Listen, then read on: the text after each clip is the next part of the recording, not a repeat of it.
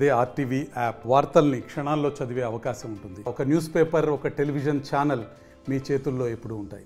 October 2 నుంచి మన temples అంటే మన జిల్లాలో కూడా కొన్ని టెంపుల్స్ గత ప్రభుత్వంలో దాన్ని పగులగొట్టడం, దురాక్రమణ చేయటం జరిగింది. ముఖ్యంగా పత్తికొండ అలాంటి ప్రాంతాల్లో, దాని మీద కోసిగి అలాంటి ప్రాంతాల్లో. సో ఈ జిల్లా నుంచే దాన్ని శంకారం చేయటం జరుగుతుంది. మన ఎమ్మెల్యే గారు కూడా ఉన్నారు, నాయకులు ఉన్నారు. దాన్ని కొద్దిగా పెద్ద ఎత్తున ఉద్యమం రూపంలో తీసుకుపోతాం. ఎందుకంటే ఇంతవరకు ప్రభుత్వం దాని మీద చలన చూపటం లేదు. ఎందుకంటే దాని మీద మనం చర్యలు తీసుకోలేదనుకోండి, మళ్ళీ ఫ్యూచర్లో కూడా ఇటువంటి దురాఘాతాలు జరిగేదానికి అవకాశాలు మెండుగా ఉంటాయి.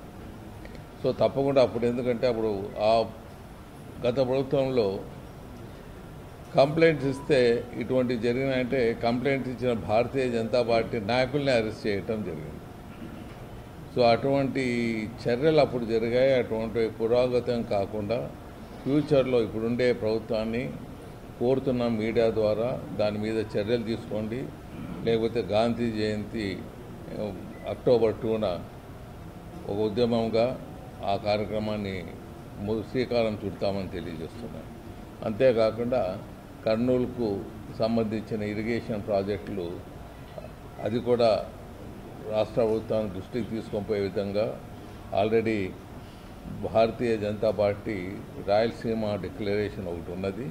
దాన్ని మళ్ళీ వెలుగులో తీసుకొని ముందుకు పోయే దిశలో ముందుకు వెళ్తున్నాం.